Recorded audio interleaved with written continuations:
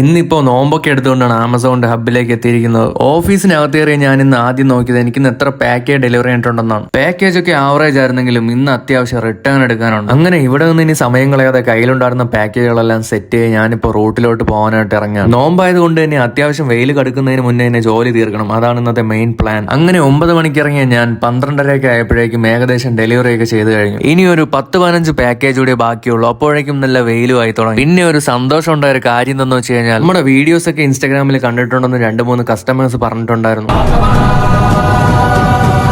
പിന്നെ വലിയ ബാഗൊക്കെ ആയിട്ട് വന്നിറങ്ങി എന്നെ നോക്കി ഇവിടെ പൂച്ച സാർ വിളിക്കുന്നുണ്ട്. മിക്കവാറും മീൻവണ്ടി വന്നതാണെന്ന് കരുതി കാണും. പിന്നെ വേറൊരാളാണെങ്കിൽ ഇവിടെ സുഖമായിട്ട് കിടന്ന് ഉറങ്ങുന്നുമുണ്ട്. അങ്ങനെ കുറച്ച് ഓഫ് റോഡൊക്കെ ഡ്രൈവ് ചെയ്ത് ഞാനിപ്പോ ഇന്നത്തെ ലാസ്റ്റ് ഡെലിവറിയും കംപ്ലീറ്റ് ആക്കിയിട്ടുണ്ട്. പിന്നെ തിരിച്ച് ഓഫീസിൽ വന്നപ്പോഴാണെങ്കിൽ പതിവ് പോലെ ഇവിടെ ക്രിക്കറ്റും കളിക്കുന്നുണ്ടായിരുന്നു. ഇനി ക്രിക്കറ്റും കൂടി കളിക്കാനുള്ള എനർജി ബോഡിയിൽ ഇല്ലാത്തതുകൊണ്ട് കുറച്ചു നേരം അവിടെ ഇരുന്ന് കളിയുണ്ട്. പിന്നെ വീട്ടിൽ പോകുന്ന വഴി വണ്ടിയുടെ ഓയിൽ മാറാനുള്ള ടൈം ആയതുകൊണ്ട് അതും വർക്ക്ഷോപ്പിൽ കയറി അങ്ങ് മാറി. അങ്ങനെ വൈകുന്നേരം ആയപ്പോൾ നോമ്പ് തുറക്കാനായിട്ട് പള്ളിയിലേക്ക് പോയിട്ട് അവിടെ നിന്ന് ഞാൻ നേരെ പോയത് വെഞ്ഞാറമ്മൂട് മൈജിയിലേക്കാണ്. ഇവിടെ വന്നതിന്റെ മെയിൻ ഉദ്ദേശം എന്തെന്ന് വെച്ച് കഴിഞ്ഞാൽ എന്റെ റൂമിലത്തേക്ക് വേണ്ടി ഒരു AC നോക്കാൻ വേണ്ടിയാണ്. അങ്ങനെ ഫൈനലി നമ്മുടെ ബഡ്ജറ്റിനൊത്ത ഒരു LGയുടെ 3 സ്റ്റാർ AC അങ്ങ് സെറ്റ് ചെയ്തു. ഇനി റൂമിൽ ഒരു ആൻഡ്രോയിഡ് TV ഒക്കെ വേണം. അതാണ് അടുത്ത ലക്ഷ്യം. അങ്ങനെ പിറ്റേന്ന് നമ്മുടെ AC ഒക്കെ ഡെലിവേർഡ് ആയി കുറച്ച് സമയം കഴിഞ്ഞപ്പോഴാണെങ്കിലോ പുറത്ത് നല്ല ഇടിവെട്ട് മഴയും തുടങ്ങി.